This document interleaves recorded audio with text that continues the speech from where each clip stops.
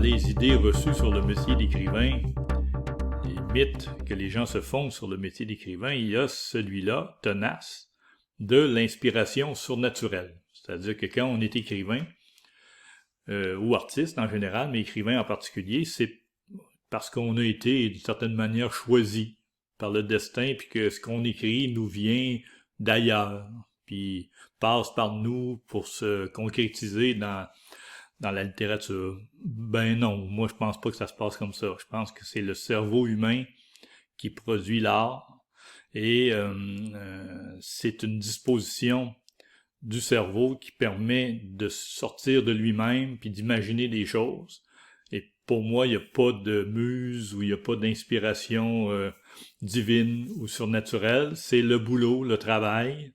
Et c'est à force d'écrire, de travailler, de jouer avec le langage que la littérature advient. Un autre mythe sur le métier d'écrivain, c'est qu'on doit se mettre dans un état second pour écrire, soit par l'alcool ou les drogues ou je sais trop. En fait, je pense que la plupart des écrivains vous diront qu'ils travaillent mieux le matin, donc que ça demande une discipline personnelle. Alors, vous voyez l'image là de l'écrivain qui fume sa cigarette en buvant du scotch, puis c'est comme ça que l'écriture advient. Actuellement, c'est pas tout à fait comme ça que ça se passe.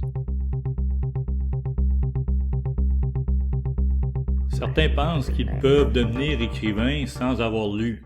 Je pense pas que ça puisse être possible. Je pense qu'on devient écrivain parce qu'on a d'abord été lecteur et qu'on a compris ce que c'était que la littérature comme lecteur, c'est-à-dire on est entré dans les récits et on a vécu cette expérience-là de la lecture qui fait en sorte qu'à un moment donné, on se dit, ben peut-être que je pourrais participer à ça, mais en écrivant.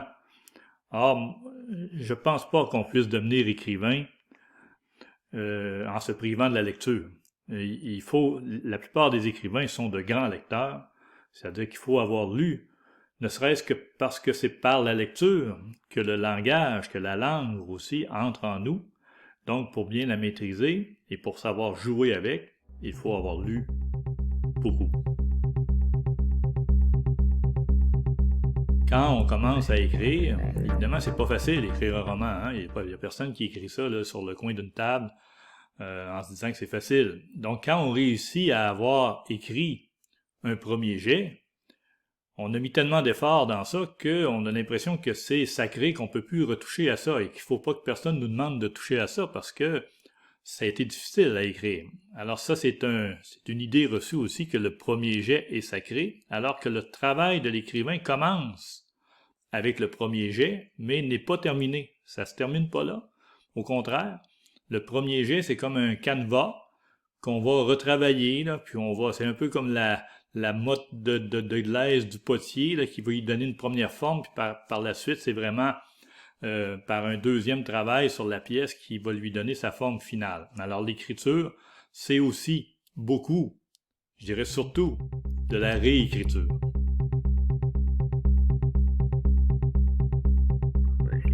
La dernière idée reçue qui me vient à l'esprit, c'est celle qui veut que l'écriture littéraire ne s'enseigne pas. Comme si, je sais pas, moi, pour les autres formes d'art, on disait que, je sais pas, la musique ou les arts visuels, ça ne s'enseigne pas non plus, la danse, ça ne s'enseigne pas. Je sais pas pourquoi on pourrait prétendre que l'écriture ne s'enseigne pas, alors que les autres formes d'art demandent une formation spécifique. Mais l'écriture, pour moi, c'est pareil. Il ne s'agit pas d'appliquer des recettes, il ne s'agit pas de donner des modes d'emploi, mais il s'agit d'amener les apprentis écrivains, appelons-les comme ça, à développer et à trouver leur style particulier qui va faire en sorte qu'ils vont nous donner par la littérature ce qu'ils ont de spécifique à donner, c'est-à-dire ce qui leur appartient en propre. C'est comme ça qu'on reconnaît un écrivain, c'est-à-dire c'est sa personnalité propre, particulière, singulière, qui s'inscrit dans le langage pour nous offrir une œuvre spécifique, particulière.